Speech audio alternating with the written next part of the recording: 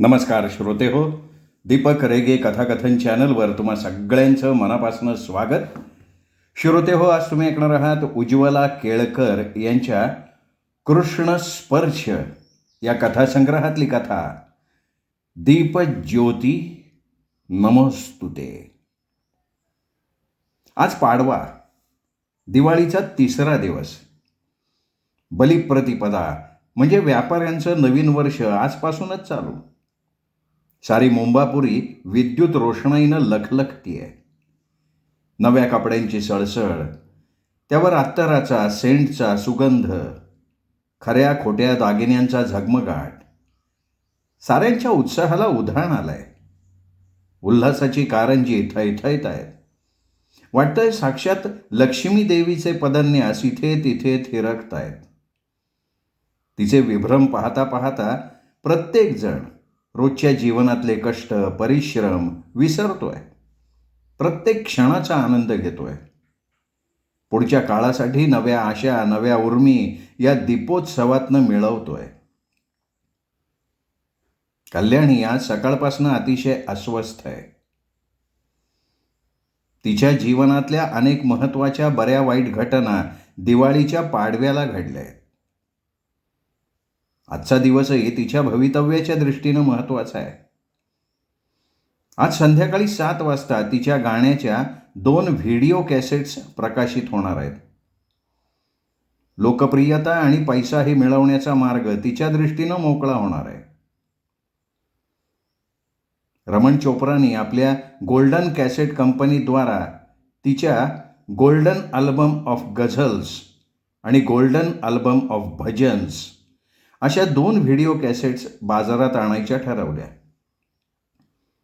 पंडित प्रणवनाथांनी आपल्या मैफिलीतून लोकप्रिय केलेल्या गझला आणि भजनं त्यांना श्रद्धांजली म्हणून त्यांच्या पुण्यतिथीच्याच दिवशी प्रकाशित करायची असं त्यानं ठरवलं. कल्याणी पंडितजींची शिष्या आणि भाचीसुद्धा. तेव्हा तिलाच त्यांनी गझल आणि भजन गाण्यासाठी करारबद्ध केलं. एका पाडव्याला मैफिलीच्या वेळी गाता गाताच पंडित प्रणवनाथांची प्राणज्योत मालवली. सर्व कलांचा उगम असलेल्या नटराजाच्या ज्योतीत त्यांची प्राणज्योत विलीन झाली.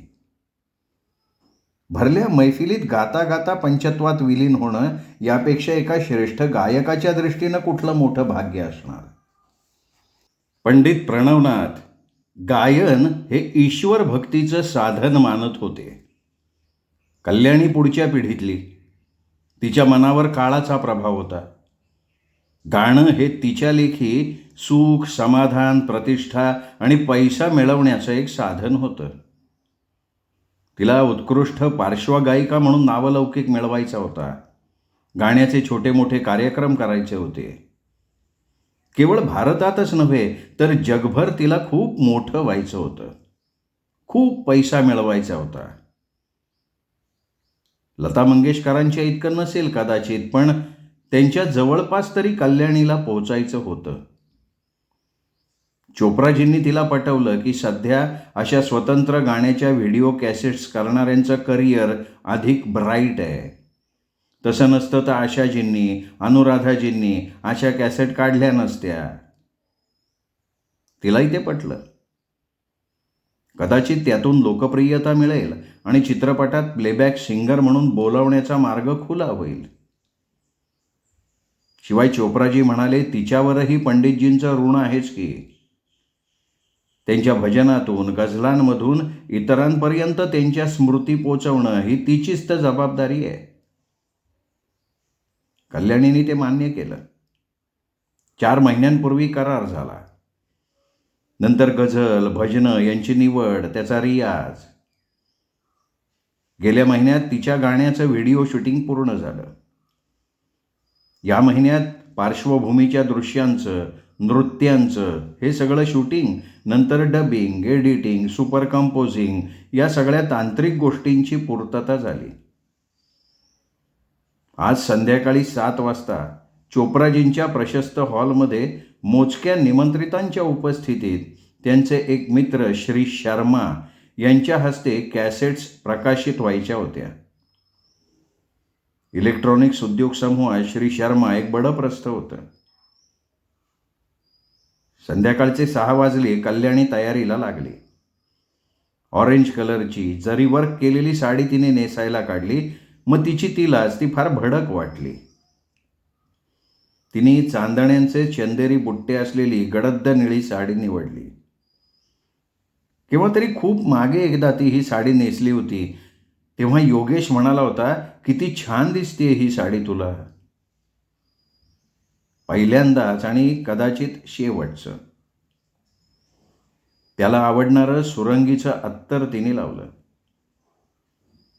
आज तो असता तर काय म्हणाला असता. तिच्या गाण्यांचं रेकॉर्डिंग झालं तेव्हाही तिला सारखं वाटायचं, योगेश असता तर तबल्याला तोच पाहिजे असा आग्रह आपण धरला असता. आपल्यापेक्षा तो मोठा कलाकार असला म्हणून काय झालं. तोही पंडितजींचा, आपल्या मामांचा शिष्यच ना. दोघांनी मिळून त्यांना स्वरतालाच्या माध्यमातून श्रद्धांजली वाहिली असती. बरोबर 7 वाजता कार्यक्रम सुरू झाला.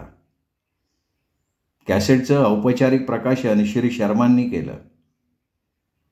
कल्याणी, संगीत दिग्दर्शक इंद्रजीत आणि पार्श्वभूमीच्या दृश्याचं दिग्दर्शन करणारे सलीम शेख यांचा सत्कार शर्मांच्या हस्ते करण्यात आला.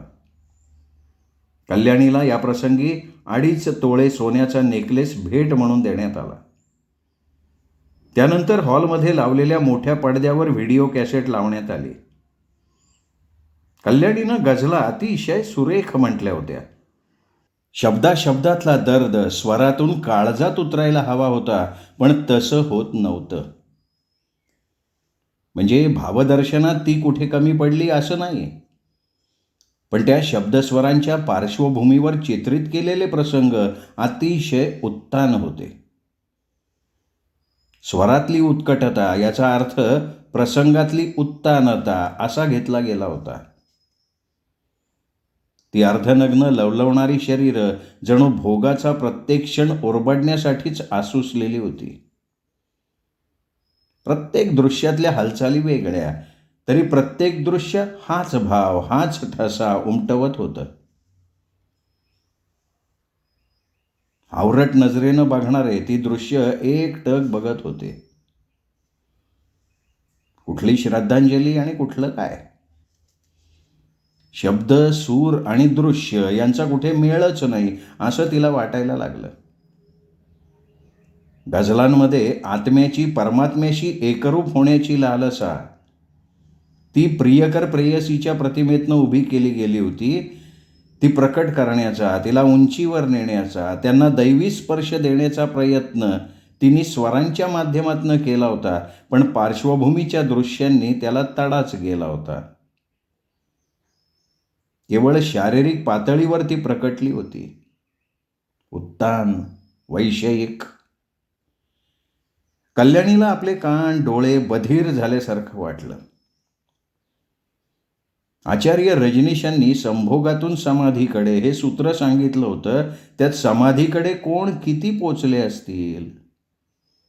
सगळे संभोगात लडबडलेले. आपली गझलांची कॅसेट बघताना तिला असंच वाटलं. पहिला गझलांचा अल्बम कधी संपला आणि दुसरा भजनांचा कधी सुरू झाला हेही कल्याणीला कळलं नाही.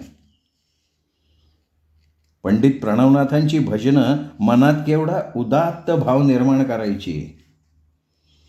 कॅसेटवर त्या भजनांच्या मागे पॉप, डिस्को, ब्रेकडान्स असले आविष्कार होते. तानेनुसार जलदगतीनं नृत्याची वाढती लय, ते शरीराला दिलेले आळोखे पिळोखे. कल्याणीला वाटलं आपल्या डोळ्यात कुणी तापलेल्या सळयाच खुपसताय. टाळ्यांचा प्रचंड कडकडाट झाला तेव्हा तिला कॅसेट संपल्याचं कळलं. निमंत्रितांनी निर्मात्यांचं, दिग्दर्शकांचं अभिनंदन केलं. कोणीतरी विचारलं, कल्याणी जी कहाँ है. ती एका कोपऱ्यात सरकली होती. या कल्लोळात जाण्याची तिची मुळीच इच्छा नव्हती. या कॅसेटच्या हजारो नव्हे लाखो कोटी कॅसेट्स खपतील अशा शुभेच्छा निर्मात्यांना देण्यात आल्या. कल्याणीचं डोकंच गरगरायला लागलं. या कॅसेट्स कदाचित खपतीलही, पण त्या प्रणवनाथांच्या गाण्यांची कितीशी आठवण करून देतील.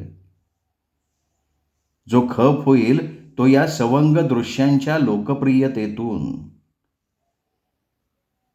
म्हणजे प्रणवनाथांना श्रद्धांजली हा सुद्धा कॅसेटच्या प्रसिद्धीसाठी केलेला स्टंट होता. तर कल्याणी स्वतः सुद्धा या स्टंटला फसली होती. अगदी कमी मोबदल्यात आपल्या मामांची, प्रणवनाथांची गायकी बहुजनांपर्यंत, रसिकांपर्यंत पोचवावी, ती चिरस्मरणात राहावी म्हणून तर तिने चोप्रांच्या गोल्डन कॅसेट कंपनीसाठी गायचा निर्णय घेतला होता. करार मदार झाले होते. कराराचे पैसे तिला मिळाले होते. आता कॅसेटची विक्री थांबवणं तिच्या हातात अजिबात उरलेलं नव्हतं. सर्व मंडळी चोप्रांच्या गार्डनमध्ये जमली. बुफे पार्टी इथेच अरेंज केली गेली होती. सॉफ्ट ड्रिंक्स, हॉट ड्रिंक्सच्या फैरीच्या फैरी व्हायला लागल्या. कल्याणीला अतिशय अस्वस्थ वाटायला लागलं. चोप्रांना डोकं खूप दुखतंय, घरी जाते असं सांगून ती निघाली. तुमच्या गाण्यानं तुमचंच डोकं दुखतंय, कुणीतरी बोललेलं हे वाक्य तिला चांगलं झोंबलं. पण वाद घालायची, साधं उत्तरही द्यायची ताकद आता तिच्यात नव्हती. चोप्रांनी तिला सोडून येण्यासाठी ड्रायव्हरला बोलवलं, पण ती नको म्हणाली. बाहेर पडली आणि तरातरा चालायला लागली. टॅक्सी थांबवण्याचं भान सुद्धा तिला उरलं नाही. बाहेरचा रस्ता विजेच्या रोषणाईनं उजळला होता, पण तिच्या मनात मात्र अंधार दाटलेला होता. तिला वाटत होतं योगेश आत्ता आपल्याबरोबर हवा होता, त्याच्या आधाराची आपल्याला खूप गरज आहे. योगेश पंडित प्रणवनाथांकडे तबला शिकायला येई. तो स्वतः तालवाद्यही चांगली वाजवत असे. योगेशची तालाची अप्रतिम जाण, बोटांमधली विलक्षण जादू आणि मेहनत घ्यायची तयारी यामुळे पंडितजी त्याच्यावर अतिशय खुश होते. पंडितजींच्या घरातला त्याचा वावर वाढता वाढता एक दिवस तो त्या घरातलाच होऊन गेला. योगेश, तू इथे का नाही राहायला येत?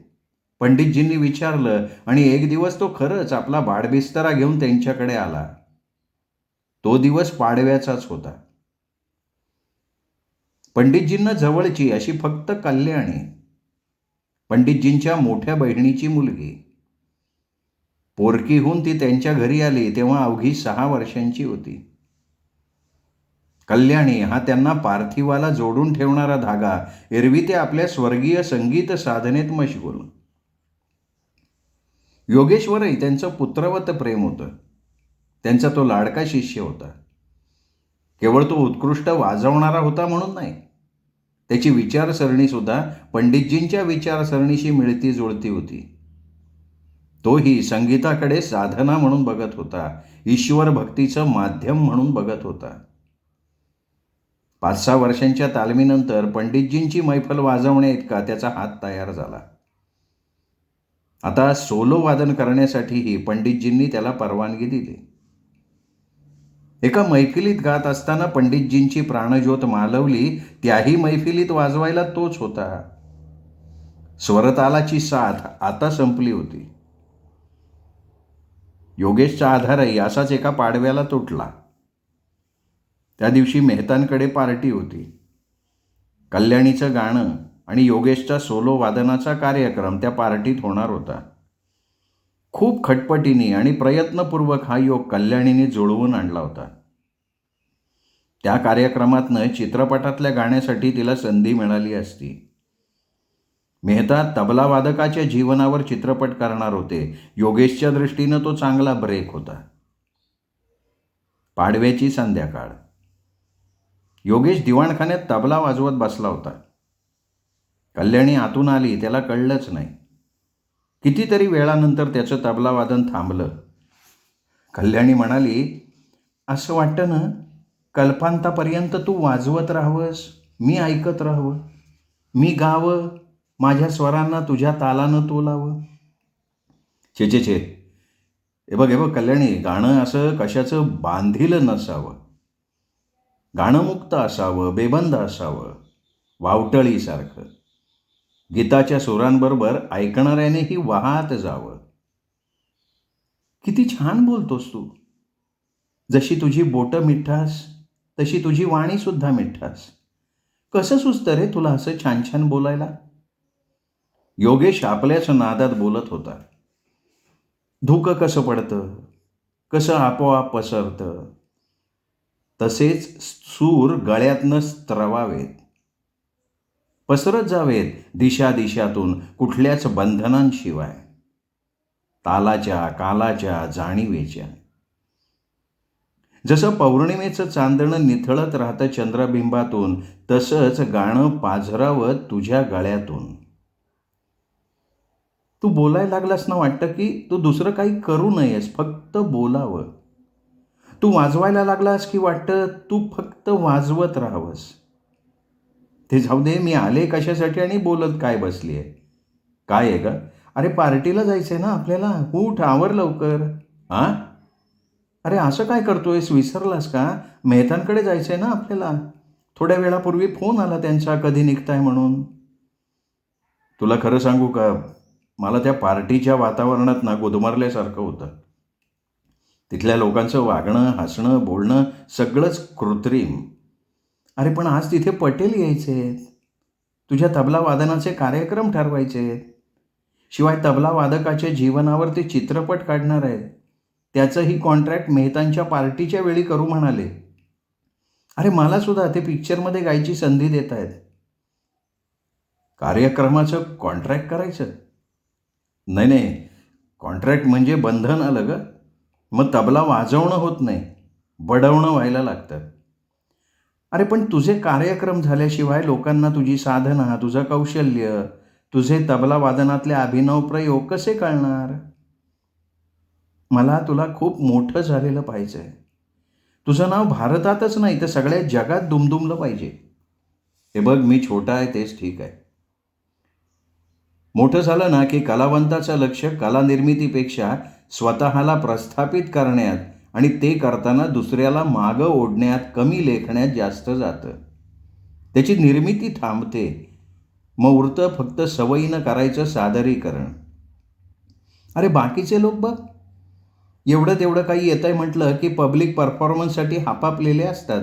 नाही तर तू हे बघ, गाणं काय, नृत्य काय किंवा तबला काय, कोणत्याही कलेची निर्मिती स्वतःसाठी व्हावी, दुसऱ्याकडून प्रशंसा करून घेण्यासाठी नाही.